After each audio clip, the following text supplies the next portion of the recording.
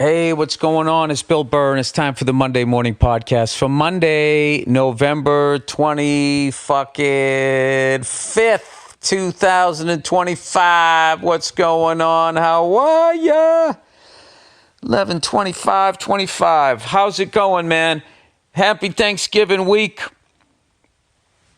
You know, arguably the best holiday out there. You know, all you got to do is fucking show up and eat. Unless, you know, the true heroes of Thanksgiving, the people that go out and actually make the meals while everybody else shows up with like a fucking bottle of wine, some half-assed effort. You swung by a liquor store on the drive over. But, you know, how about a shout out to those people? How about those people that enjoy the holidays and put zero effort in? That's really like, is there a slang word for the person that like just, you know, I don't know, what the fuck would that be? It's almost like when you have a buddy that has a boat. You know, and you just show up with like a 12-pack or some shit, and then he has to deal with the boat, and you get to enjoy the boat, but you don't have to pay the insurance. You don't got to take it out of the water. You don't have to get the barnacles taken off. So that person shows up Thanksgiving, they got a fucking bottle of wine. They're not doing any dishes. You know what I mean? They didn't cook anything. They went to a liquor store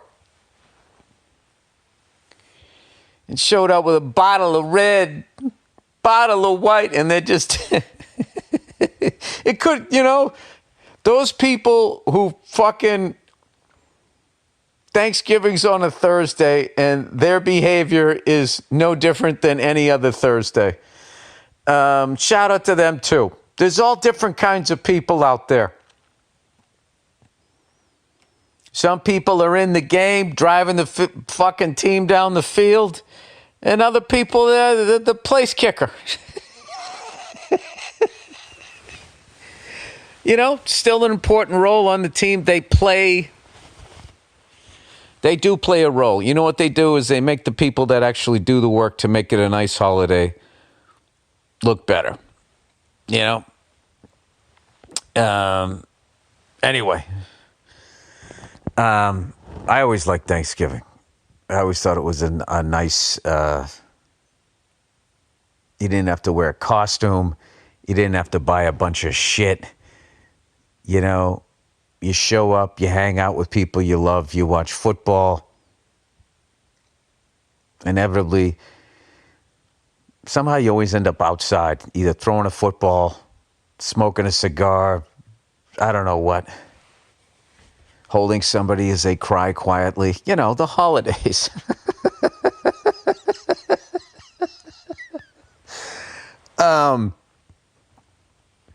Yeah. So, anyway, speaking of the holidays, I am essentially done with all of my holiday shopping, and it's wrapped.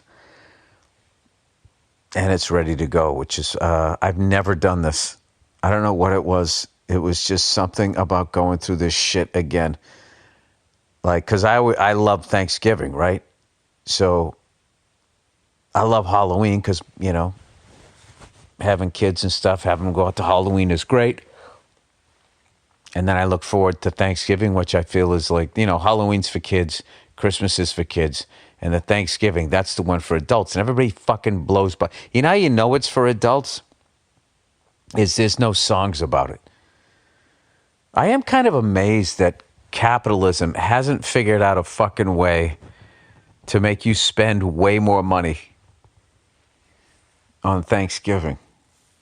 I mean, it's a tough one. If you really put on your capitalist hat, I mean, I'm not going to get into details, but terrorist attacks, you know, foreign and domestic terrorist attacks are still ways that people figure out how to earn money. Everything from false charity to merch and all of that type of stuff.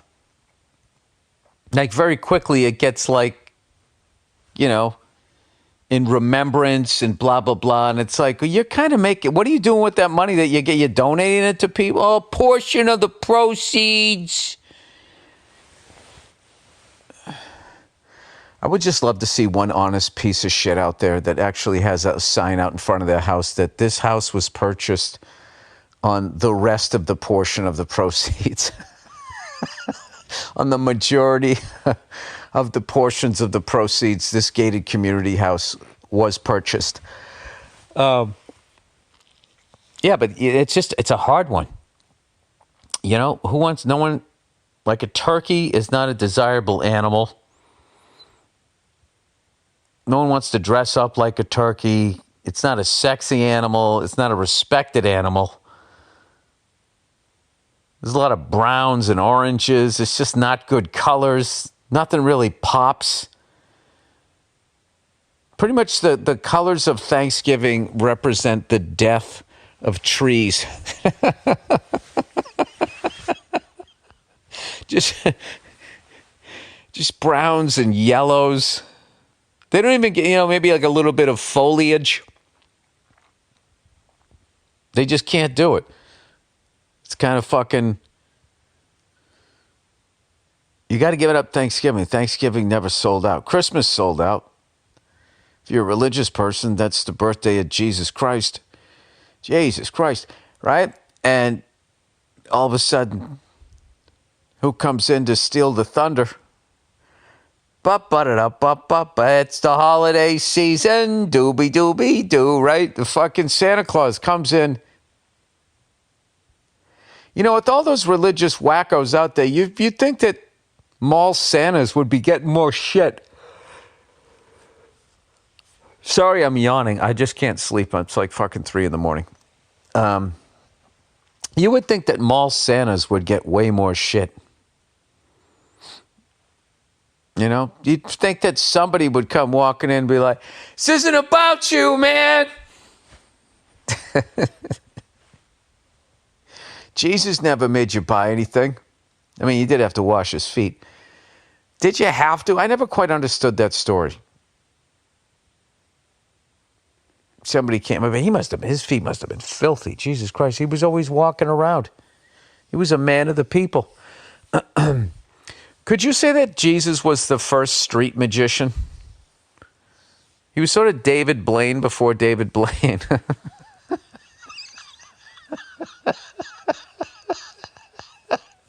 You know, like when David Blaine does like street magic and black people, they like run away. That would be a great sketch. Like Jesus just keeps pulling fish out of the basket and like black people back then like run away. Or he walks on water and just medieval people, oh shit, and they just fucking run away. Anyway, what the fuck do I know?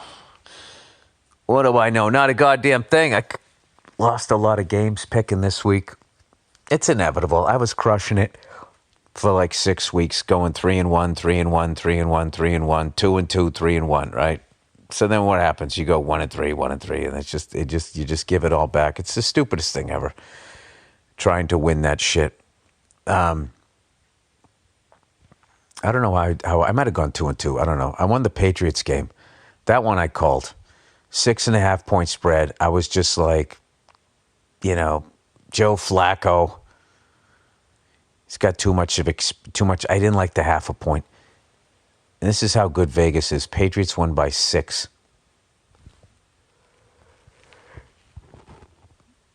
I mean, it really is bananas that you're going up against the corporation that runs sports gambling, and not only do they have like these geniuses who could fucking pick spreads before computers, now you have these geniuses that actually have computers and analytics and programs and with like probabilities. I mean, it has to be it's got to be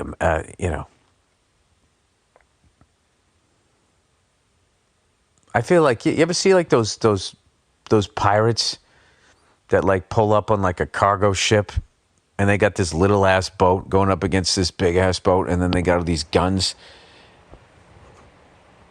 And just the futile effort of that these pirates think that they're going to, in this little boat, are going to somehow catch up with the bigger boat and not get sunk. That's kind of sports gambling. Is it, Bill? I don't know what it is. You see the commercials, everybody's having a great time. I don't know. But you also see commercials when they sell cars, and the person who bought the car just had a great time. They don't have that bewildered look on their face as they walk out, like, hey, wait a minute. Am I the one who got screwed? I thought I got over on them. Wait a second. Wait a minute. I've been doing some stand-up. Getting ready. I got a show first week of December up in Bakersfield. And I'm excited to do that and get ready to go back out on tour next year. We'll see how all of that shakes out. Oh, and also I finished that series that I was telling you on the Criterion Collection, that those 3 movies, Carlos, starring Edgar Ramirez. I can't say enough about those 3 movies. You got to check that. You got to check the thing out. And when you're done watching the 3 movies, you got to watch the interview with Edgar, where he breaks down the character and his feelings on him, how he played him, and the fact that everybody involved in that project dedicated a year of their lives to make it. It's really an astounding, movie achievement. It was just fucking unbelievable. I'm surprised more people don't know about it, or maybe, I don't know, maybe I just discovered it and I just assume that no one else knows about it. Anyway, and I also started watching this other movie called Death by Hanging, which I just got in the beginning of it. I've just been watching a bunch of fucking, I don't know, movie recommendations from, I got a few friends of mine that are actors that are just like, it's like the sports fans that can name like offensive linemen. I have a few friends that are on like the movie level of that. So they are like as far away from like big Hollywood movie franchises of like, superheroes or those car ones. And I've been having, I don't know, it's really kind of astounding how many ridiculously talented people there are out there. So I'm just going to keep recommending those as I go along. And also something else that I mentioned to you guys that, I was talking about with my drumming, where I'm trying to like free myself up to be able to play ideas that I hear. And I started doing that, and it's immediately changing how I play in a good way. So it's fucking really exciting. Yeah, I've been doing that. I went to the Bruins-Kings game the other night with one of my great friends that I started a few years after he did, but I started out in Boston, Jackie Flynn. I've known him, I can't believe it at this point, like over 30 years. And we went to the Bruins game and just, so first of all, saw a great game. It was like 0-0 until like, 5-6 minutes left in the game. Bruins scored first, Morgan Geekie. Then we let up a fucking shorthanded goal, and it goes into overtime. And then the 3-on-3, which is so much fun to watch. And Morgan Geekie got the second one, sniped him both times. And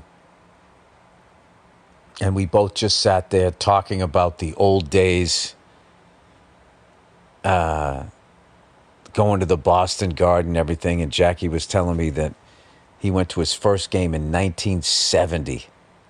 And I was like, you saw Bobby Orr and all of those guys? He was like, yeah. In the game, oh, that's right. We were trying to remember 2 old guys. He goes, oh, I'll send you a clip of the game. He goes, they were playing Toronto, And a guy on the other team, he goes, I swear to God, there was a fight and he punched the referee on purpose and got a massive suspension. He goes, I found like this old like VHS, I think it was actually before VHS, like grainy footage of that incident. So I gotta get him to send me that. And I was telling him the first time I went, it was the 1983-84 season, and I had been watching the Bruins since about 1980. I caught the end of Wayne Cashman's career, Stan Jonathan. It had become Terry O'Reilly's team. And I caught that whole wave of like, you know, Peter McNabb, the last guy to wear number 8 before Cam Neely. Rick Middleton, the end of Brad Park's career and all of that. God, those were such fucking great days. So the game I went to that year, the Bruins won the President's Trophy. And so, of course, the Canadians, we were in first place in the Adams division, and the Canadians were in fourth. So 1 played 4. That's how they did it back then. And in each division, right? So it was best 3 out of 5. And, of course, the Canadians came in and swept us. And it was funny. There was like this fucking despondency, I remember, of like, we're never going to beat the Canadians. We can't beat the Canadians. And what was so weird is our Stanley Cup drought was only 12 years at that point. And now I'm looking at like right now, like it doesn't seem like, you know, the Bruins haven't won it for such a long time, but it's actually been 14 years. Oh my God, I cannot fucking believe that. But yeah. So anyway, I went to the Boston Garden and we're all excited. Oh, the President's Trophy, like this year we're going to beat the Canadians. And this is like pre-Patrick Waugh. Like I went up and I like looked up the names. Like Larry Robinson and Guy Lafleur were still on that team left over from the dynasty 76 to 79 that the Canadians had. And the infamous Too Many Men on the Ice, which I'm so thankful that I was too young to have watched that game. And Larry Robinson, he had a fight in the game that I went to, which I don't even remember. And whoever he fought on the Bruins got 4 minutes for roughing. So that's like one of those deals where I feel like there was a lot of pushing and shoving, and Larry dropped the gloves and the Bruin guy didn't, trying to, I don't know, give us a minute penalty. And it was a 2-1 game. And I don't remember anything from the game other than I couldn't believe I was at the Boston Garden, because the only other time I had been there, I saw the Harlem Globetrotters when I was a kid and the Ice Capades. And going to that game started my whole, after that, I went to countless Bruins games. And like the first 10 games I went to, it was always Bruins versus Canadians. Because I like the fights, I like the aggressiveness of the games and the atmosphere. Like it didn't make a difference if we were playing the Canadians in April in the playoffs or May in the playoffs or like in November. The energy was just like, you felt like the roof was going to come off the Garden. But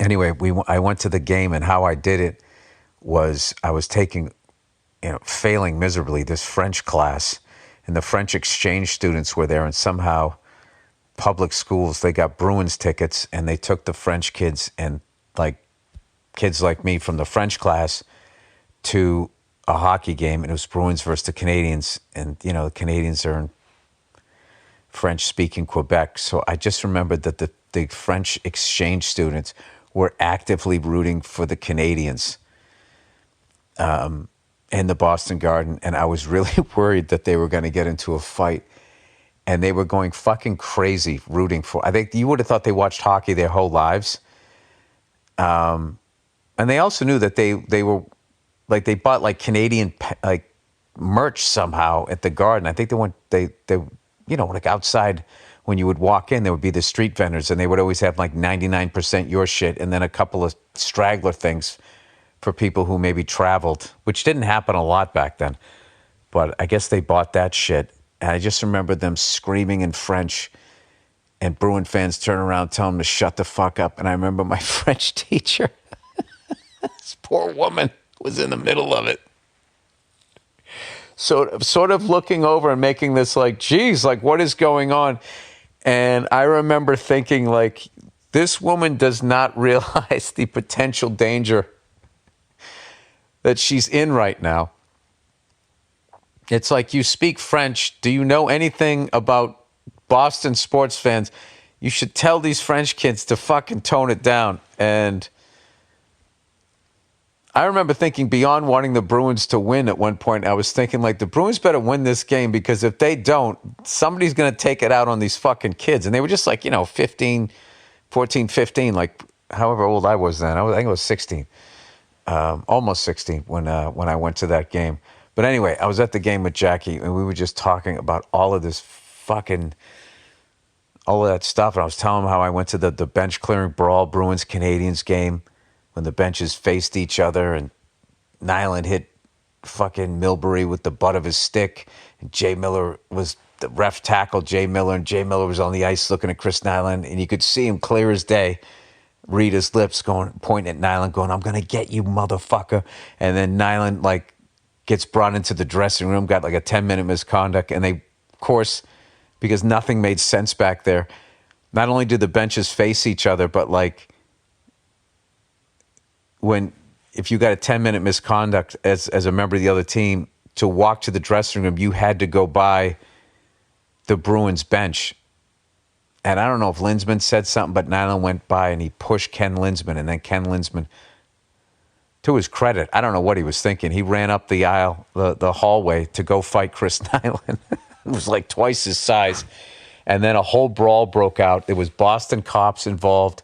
Terry O'Reilly was a coach at that point, wearing a sport coat. I remember grabbing a Canadian player when they came across the ice. I think Nevin Marquardt had a fight. It was insane. So we were sitting there now in 2025, as they got the Jumbotron, and everybody's doing like their dances and doing all of this shit up there, kiss cams, all of this stuff, like how much the game has changed. And we were like laughing, going like, yeah, there was none of this shit. It was just like, you came in there, like the scoreboard above the ice, the Boston Garden, all it was information. There was no video. It just had the time left. The score was in red. The time left was in like white lights. Score was in red. And then I don't know what else they had. They had like penalty minutes and stuff like that. It was really a simple, not simple, the thing was fucking gigantic, but it was just like, just basic things. And what I loved about back then was, it wasn't some DJ creating a vibe. Like, the people that went to the game, their knowledge of the game, the history between the two teams, whatever was going on in the story of your team and the other team at that point, that's what created the vibe. Or even like the holidays, people would come there hammered, fucking with the Santa Claus hat on or whatever, and it was, there'd be fights in the stands. It was fucking wild. I still remember seeing this fight in the stands at some game I went to, and this cop had gone up there to break it up, this security. They used to have, like, they were like cops. It wasn't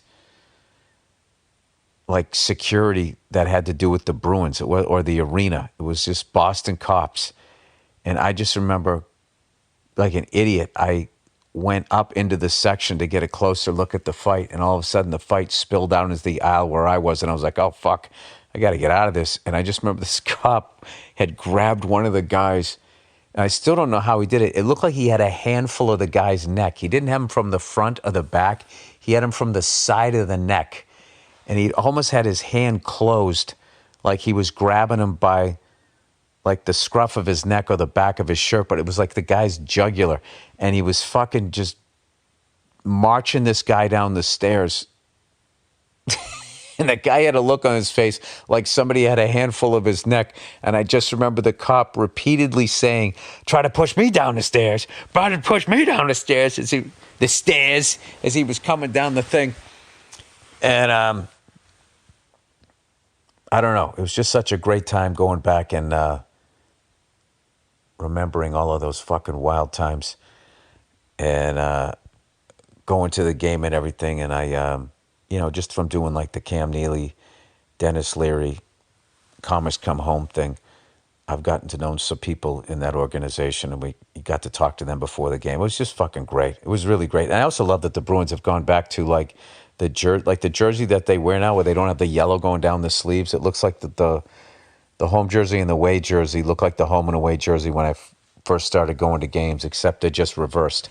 So the jersey they were wearing at the crypto fucking whatever the hell you call the Staples Center now was the home jersey that I saw the first time I saw them at the first game I went to. It fucking took me back to that with Pete Peters, Keith Crowder, Bruce Crowder, Tom Fergus, Mike Krushelniski. Remember all those names? Brian Curran, Peter McNabb, all of those guys. From way the fuck back in the day. All right, that was old Billy reminiscing. And reminiscing. All right, let's get into the read for the week. Simply Safe, everybody. If you listen to this show, I absolutely love my Simply Safe home security system. That's why I'm so excited. Can't you tell? That's why I'm so excited. Better read. Simply Safe is giving fans of my show early access to their Black Friday sale. Guess who doesn't need the Black Friday sale? Someone who already finished their Christmas shopping. Woo! I love Simply Safe because it actually can stop a crime before it really starts. Here's what I mean. This is what the smartest thing about it is that before the fucking asshole gets on your property, gets into it, you just scare them away. Because even if, the cops get there real quick, the person still broke a window, messed up your front door or something. Anyway, when you think about security, you probably think of an alarm in a house that reacts after an intruder has already broken in. That's too little too late. Simply Safe is different. It's the only home security you can actually call real security. That's because Simply Safe keeps watch before your home and takes action before a criminal breaks in. If someone is lurking or doing something that shouldn't be, Simply Safe's living agents immediately let them know they're on camera, and if they don't leave, the police will be dispatched. That's even good for criminals. It gives them a break. All right, sorry. It's trying to rob your house.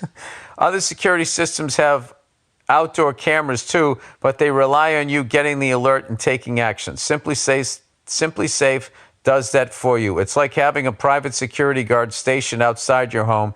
You will feel so much safer knowing Simply Safe has your back. Don't miss this sale. Go to simplysafe.com/Burr today and you will get 60% off any new system. This is their best deal of the year. You won't ever see a better price. And with a 60-day money-back guarantee and no long-term contract, Simply Safe earns your business by keeping you safe and satisfied every day. Get 60% off your new system at simplysafe.com/Burr. There's no safe like Simply Safe. All right, let's get to the reads here for the week. Let's get to the reads. I just scrolled up there. All right, here we go. When websites say they're sold out. Oh, yeah, this is what I was doing like some shopping online, and I find like the cool thing that you want is never available. There's no sizes left. It's already sold out. But all the other bullshit that you don't want is readily available. And I'm sitting there going like, I'm on your website. So I'm not in a store. I get how a store gets sold out. But like, I'm going directly to the manufacturer here. I'm in your warehouse. Wow. I remember I used to work with a guy. This is not a factory. It's a wow. That was him trying to say warehouse. Anyway, sorry, I got fucking distracted. I don't know why I'm doing a podcast at fucking 3:35 in the morning. Anyway, yeah, like you shouldn't be sold out. Like, how does that happen? I just think they just say that they're sold out when they find out they're like, what? Okay, my theory is they see what's the most popular thing. They have it there. They have a set number that they're going to sell, and then they're going to say that they're sold out when they're not. And then they're going to try to get people to say, well, fuck it, I'll just buy this, so they can move less popular stuff so they're not stuck with it and they don't have to throw it in the ocean and it doesn't end up floating up on the shores of Africa, which is what's happening now. All those clothes you drop off at Goodwill, nobody wants them, and they throw them in the ocean, and all these pants and shirts. This consumerism is fucking insane. It's so out of control. Like most things. It's so out of control. Oh my God, that was another thing Jackie said. He was talking about like aliens and stuff, and like how we're going to discover soon that they exist, and like the evidence. And he did the thing that a lot of my friends do. Like they go to use an expression and they either don't say it right or they combine it. And he goes, with all that thing, he goes, I can't dismiss it out of hand.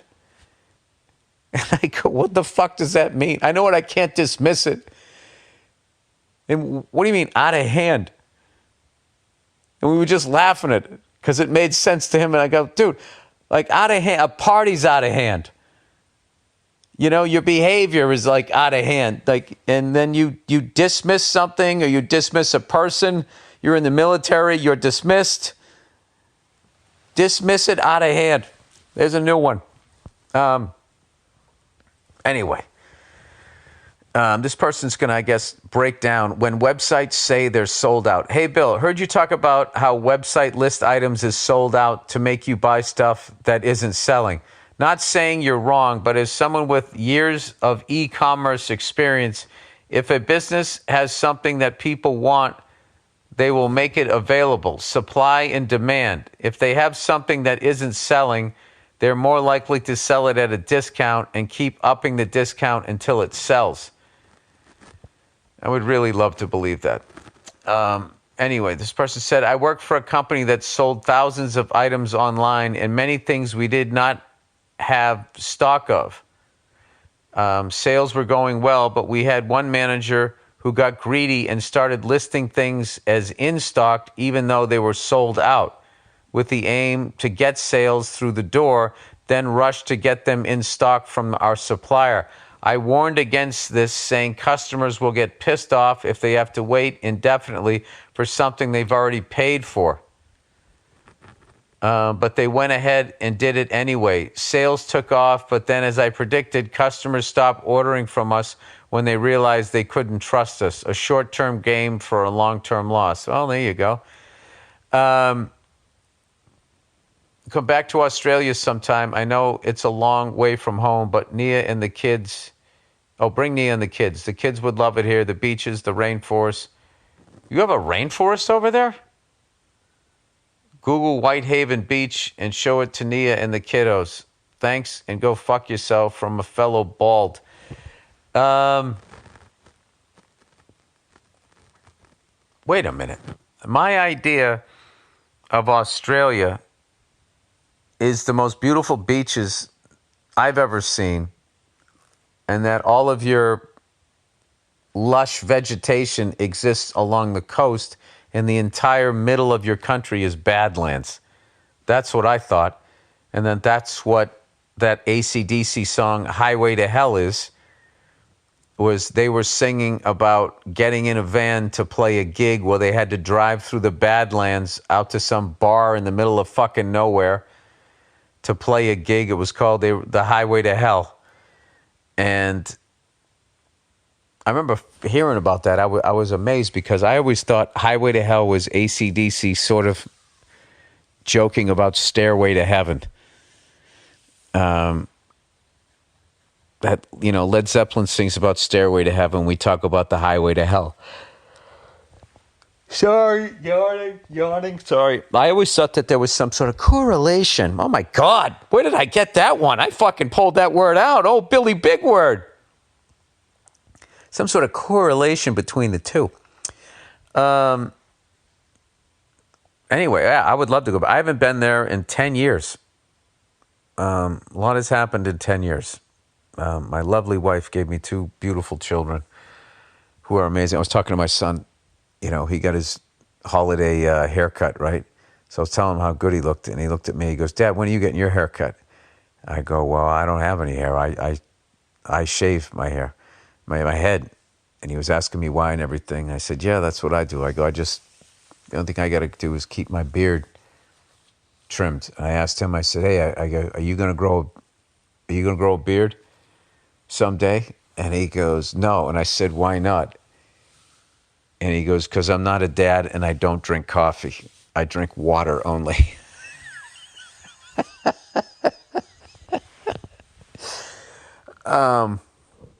It's just too goddamn funny. And he bought, at this book fair, I got him this shark book, and he is absolutely obsessed with it. He actually brought it to the barbershop. And it comes with like these shark teeth that came in a clear plastic thing on the front. And he is absolutely obsessed with it. But it's like a really like advanced book. So when he gets the book, he goes, Dad, I don't want you to read it. I just want to look at the pictures. Because it's really like, I don't know, it's kind of for like an 11 or a 12-year-old, to be honest with you, as far as like the detail that it has. All right, World Cup 2026. Baldy Bastard Billy, longtime listener, first-time caller, parentheses, emailer. You actually had some remnants of hair when I first started listening, if that gives you any idea. This person goes on to say, anyway, oh, God dang it, what did I just do here? Went back up to the top. Anyway, you used to show a short-lived interest in football, soccer to you. And now I'm curious if that interest is reigniting now that the U.S. and specifically Los Angeles are hosting the World Cup. I'm definitely going to go. And my kids are really into soccer, as are a lot of kids nowadays. And, I take them to soccer practice and stuff. And I actually really enjoy the game. But as far as like my interest in it, like I don't have time. I would have to abandon an American sport. And the only way I can explain that to you is, would you abandon, soccer for an American sport, or what is that, the Seven Nation rugby thing where you win a trophy, or the wooden spoon for the worst team? I mean, it's what happens is, whatever you watched like growing up, it's really hard to break away from that and make time for a new sport, for the simple fact that like the amount of like memories, like going to that Bruins game and just going with the old school Bruin fan and talking about the Boston Garden and laughing and just having like the best time. Like, I don't know, you have all this time invested in these sports to just like walk away from them. I don't know that I can do that, but I've seen people do it. I've seen like, it always fascinates people that can change allegiances. I mean, I did get into MotoGP. I mean, I guess that's one thing. Anyway, I must continue on here. This person says, I'm from Scotland, and this week we qualified for our first World Cup in 28 years, which sent the whole country into a state of euphoria due to the ridiculously dramatic way in which we qualified. All right, well, I'm in. I want to hear the story.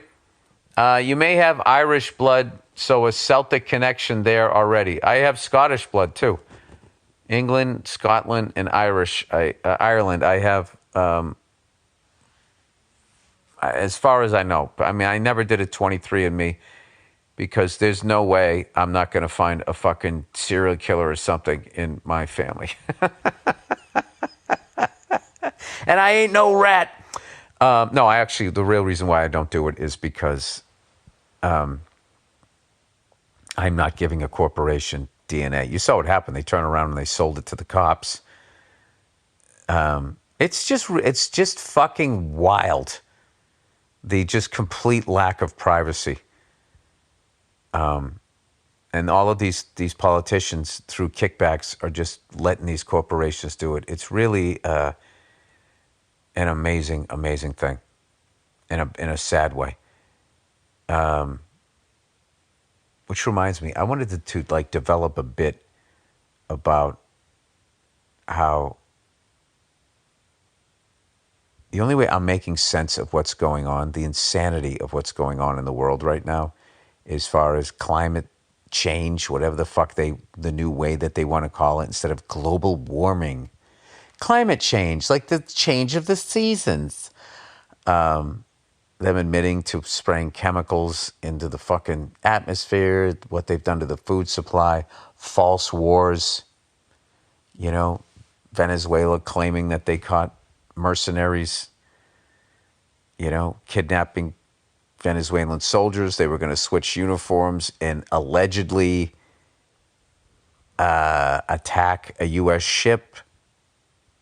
It was allegedly CIA backed to get us in a war down there. And I'm like, oh my God, like what is, like all of this shit going on. And then you have like religion and all of that stuff, and that there's this loving God that made us and is judging us and all of this stuff. And I was just thinking about, like, if God really loved us, he wouldn't make all of these awful people. And I'm thinking maybe he makes these awful people because he wanted a beginning, middle, and end of humanity. And I remember reading this thing one time that there's this bacteria in your gut, and it's in your body from the second you're born. And that's a whole other religious argument. But I'm saying, like, whatever.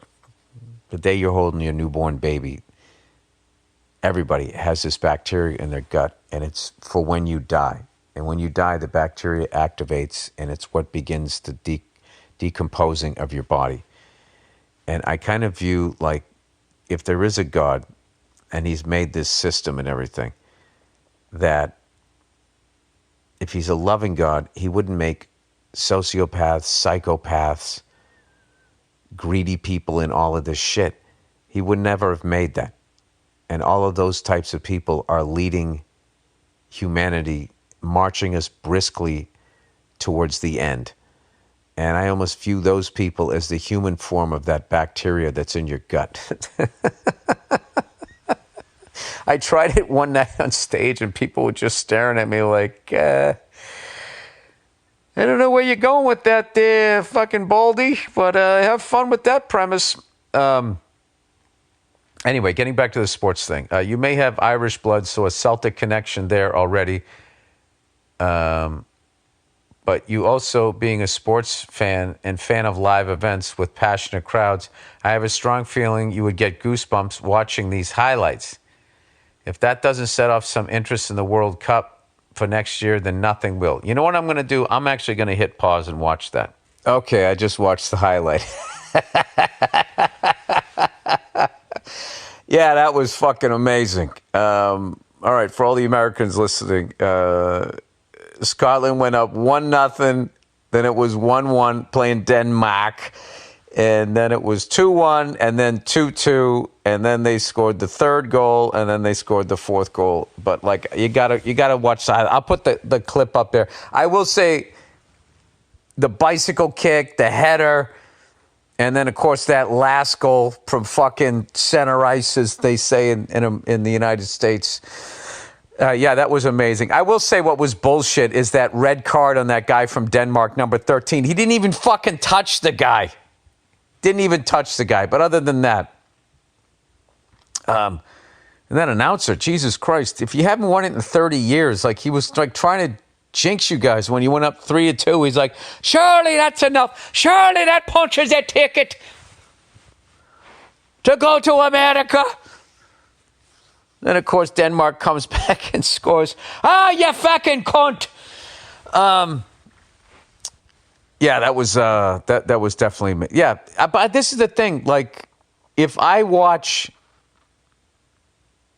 a soccer game over there with crowds with that level of passion and singing and doing all of that stuff, I can get into it. Over here, the only time it seems to get like that is if the Mexican team is playing in LA. Then the level of excitement, it still doesn't match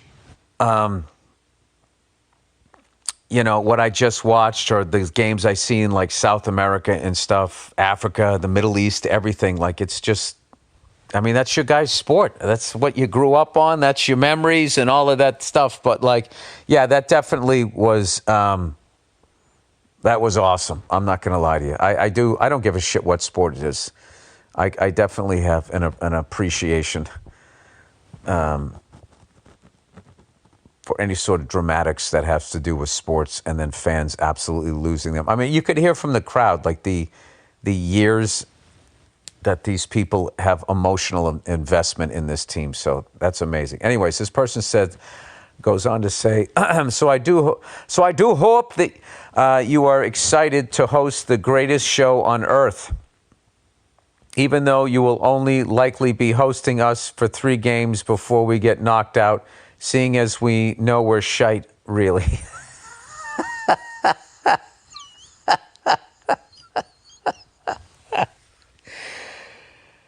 Oh, God. I love that part of the world. You guys are fucking hilarious. Scottish people are fucking hilarious. And they're not even trying to be. I swear to God, they just are. It's amazing. It's effortlessly hilarious. Anyways, continuing. If LA is to host a Scotland match, please share the location for where your Factor 50 sunscreen, as you certainly won't be the only pasty bastard in town that week. You know what? I might go to the fucking Scotland game. I might go. In the meantime, go take a flying fuck to yourself. Ben from Scotland, living in London behind enemy lines. I really want to thank you for that. I think you just gave me not only... I mean, this is what I want to do, to be honest with you. I want to go to the Scotland game because that's the part of the world most of my lineage is from. And then I got to go to a South America, some team from South America, because of I remember the first time watching the World Cup and watching Argentina and Brazil and all of those teams and the fans going crazy. I should go to a couple of games. I really should do it. You know what? God damn it. That's a great idea. And you know what's going to happen is I'm going to be having like acting work or something. I got a couple of things I'm doing next year that are going to take like a month. And God knows it's going to happen during the fucking World Cup. But thank you for sending me that. And anybody else, if obscure sports for an American, if you want to send them my way. And soccer still is, it's not an obscure sport, but it's just down the list.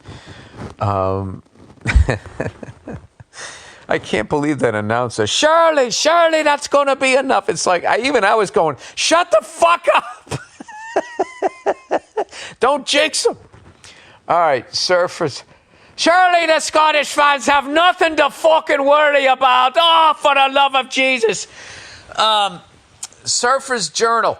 Hey, Billy Beachball. Got to be talking about my head and my coloring. Was flipping through the pages of a relatively recent issue of the Surfer's Journal and came upon a portrait of you at Fenway Park by the talented Brian Nevin.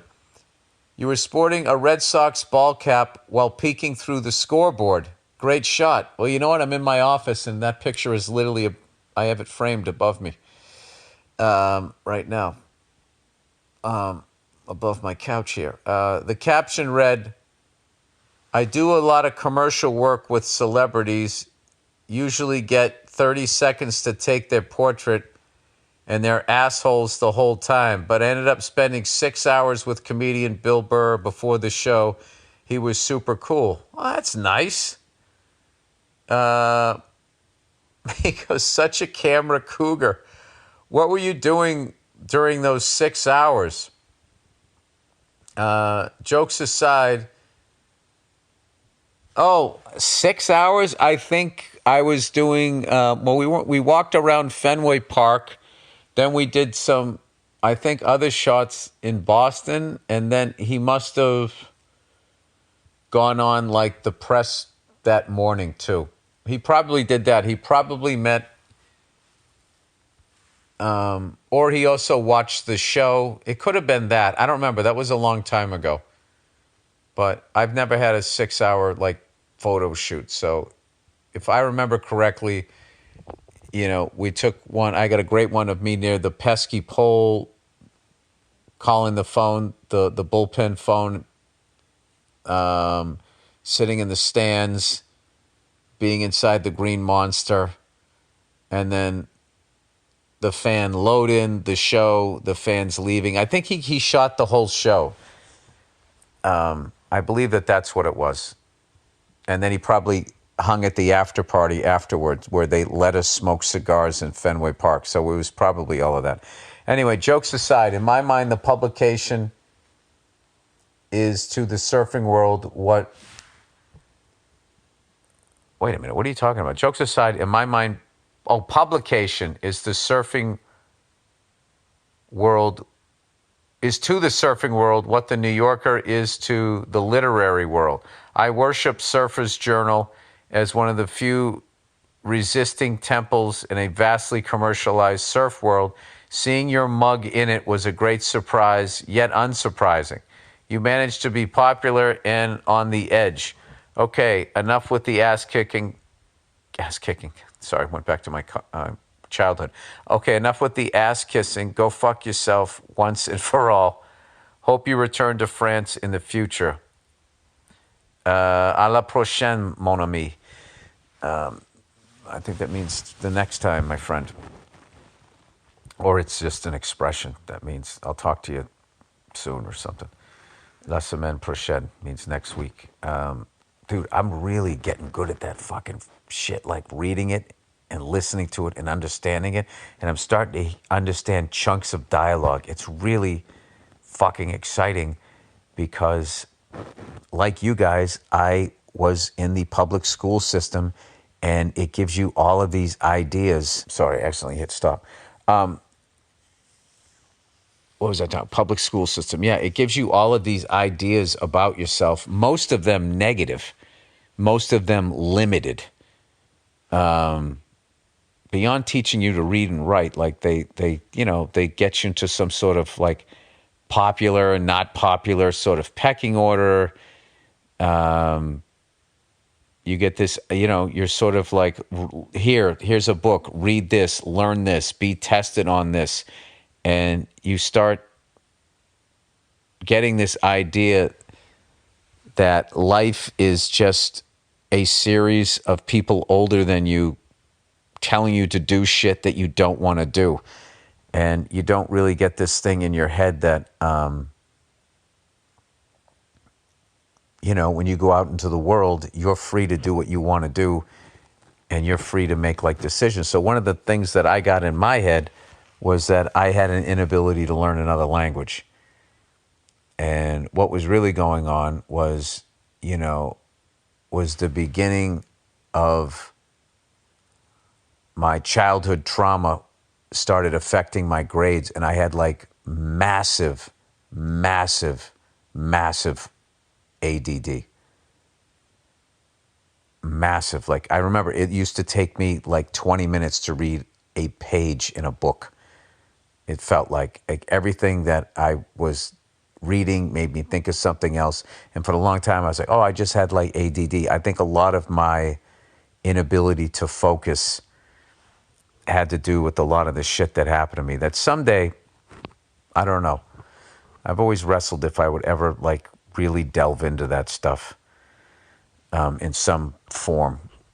But I really feel like I want to because I know that stuff continues to happen to kids and you get like this negative sense of self. Because I can definitely tell you that the younger me never would have thought that I would be able to learn French. Never would have thought that I would be able to get through ground school, get a pilot's license. Never thought that I would have the courage to go on stage to become a comedian. Never thought that, all of this shit that I'm doing, like I didn't think any of it was possible. But fortunately, I met a few people, as I was just sort of ping-ponging, bouncing around in life, that just somehow eventually led me into a comedy club. And through stand-up comedy and doing well as a comedian, it gave me a belief system in myself and made me then look at the public school education in a different light. And I discovered things like I enjoy reading, which is not something that you think going through the public school system when you're constantly told to read shit you have no interest in whatsoever. Especially, when you're a kid and you want to go run around and play sports, and you become a teenager and you're falling in love and puppy love and all of that. Yeah, I want to fucking read Beowulf. What the fuck am I reading this shit for? Hey, Bill, what did you think of that story? I fucking thought it sucked. It took me like 9 hours to read it. However, I can read the sports page in 5 seconds. And sports are not dumb. They're amazing. Sports are fucking amazing. And if you play sports, it's fucking amazing. And what it does for you and what you learn, and learning through winning and losing, and learning more through losing and how to pick yourself up and all of that shit. Fucking reading. That's the one that just stuck out. Where I just really felt like I'm just fucking dumb. That fucking Beowulf. I don't know who wrote it, when. It was super old. And it's in this old fucking English, and I'm just sitting there reading this shit. Like, I had a hard enough time reading modern English, and I'm reading this shit. I had no fucking idea what it's about. And then I get tested on it, and I flunk it. And then, like, they're calling your parents because I don't understand a fucking story, written fucking 1,000 years ago. Like I'm going to go out in the world and have a job interview when the guy across from me is going to be talking like William Shakespeare. It was the stupidest fucking thing. Really dumb. Anyway, so don't give up on yourself because of however you did in school or whatever your pecking order was, and fuck all of that stuff. It's stupid. The whole thing is stupid. And all of those people, you never see them again. And they have all of this influence on your life. All right, Billy, French question. Oh, Billy Baguette, reaching out with a French question. I recently started working for a French company. It's based in New York City, but I will have to go to France quite a bit, and about 50% of my colleagues are French. It is in the French alcohol industry, so there's a lot of popping into stores, bars, and restaurants when we go to France. Dude, I mean, that's what that country is. So much of that country is that. That's a dream job. The person says, I want to jump straight into what they all call table French to make this easier. Basically not sounding like le jackass in a bar at a restaurant. Words for drinks, ordering, all that crepe.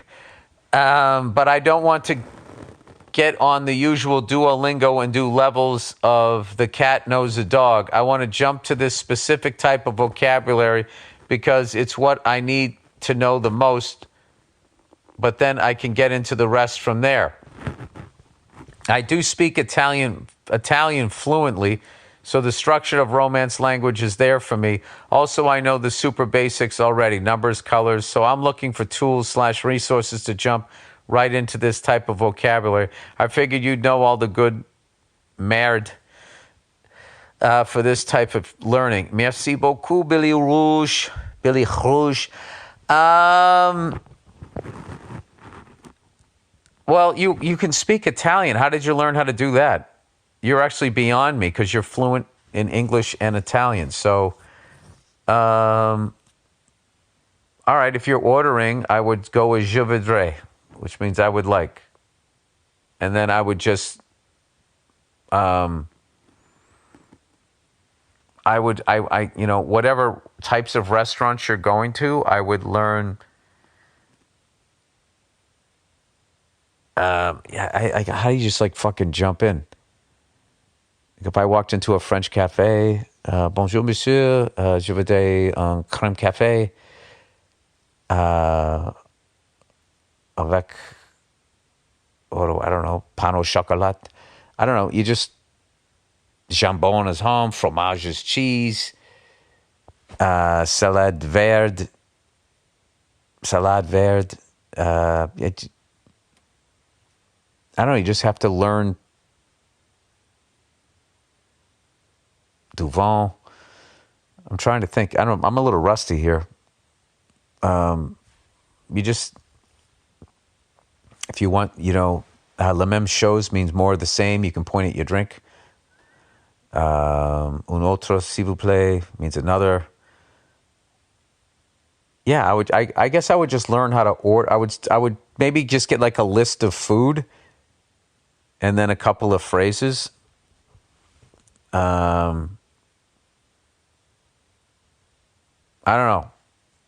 That's a weird thing to do, and but I would still be doing. I would still be doing some sort of Duolingo, because you're going to need like all of like those connecting words, like also, the, and, some. Yeah, I don't know. I don't. Yeah, I like Duolingo. Duolingo's great. I also read like French newspaper, Le Parisien, and I listen to the radio over there. I listen to that Euro 1 channel. I don't know. I actually feel like I don't feel like I can help you. I feel you could help me. How do you speak Italian fluently? That's another. I fucking love that language. I like Spanish. I like French. I like Italian. And I was listening to this guy yesterday a couple of days ago. I took my son to the barber shop. Like, he was speaking, I think, Russian. And that is just completely like, where you hear like Italian, French, and Spanish, there's a lot of overlap, especially with Spanish and Italian, from what I've heard. But you can hear like, okay, these people grew up near each other. But when you hear Russian, you're like, okay, this was a world away, before travel, technology, and all that. If you lived that far away from the Mediterranean Sea, everything sounded like that different. But I don't know. I'm sort of obsessed with all of that stuff. But yeah, I would just get some like phrases or whatever. But you're also going to be with like French people. I would start talking to them in French, trying to, it's like learning an instrument and jamming with your buddy. Oh, I play guitar too, or I play bass, I play drums, and I would start doing that before you get over there. And I think you'll pick it up pretty quick. If you already speak 2 languages, I feel like you probably have some sort of system, unless you just grew up in a Duolingo house, so you don't really remember learning English and Italian. It just was. But if you learned Italian after you learned English, or if you learned English after you learned Italian, I would think you have some sort of system. I would be interested in that. And if people out there have a system that are fluent, I would love to hear it. All right. When websites say they're out of I scrolled back up again. Yeah, I think that's the end of the questions, which will end up being the end of the podcast here, which is a little short. That's what she said, because I've been up all night now. Up all night, sleep all day, that right. What band was that? That was right at the end. Right at the end of, the band began with an S. Not Savage, not Sabotage. What the fuck was the name of that band? I don't fucking remember. That was like right at the end. I think like Jane's Addiction had already released 2 albums at that point. Alice in Chains was about to release their second one. Nirvana was about to come out.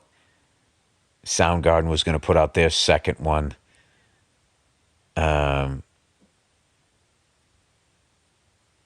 I don't know, Soundgarden. Out of all those Seattle bands, that's my fucking band. Soundgarden is the fucking shit. And I feel like that was the best rock band of that era. I would put them up as far as that style of music. I love Pantera from that era. It's gonna make me go fucking out my garage and go play drums at 4 a.m. I can't do that. All right, I need to get sleep because my kid's gonna be up soon, and I make breakfast. That's my job. I do the breakfast every morning to earn my keep. All right, everybody, have a wonderful Thanksgiving. I'm thankful for all you guys for listening to this podcast again this year. Everybody that came out to my shows, anybody that gave me any work, and anybody that came out to Broadway this year.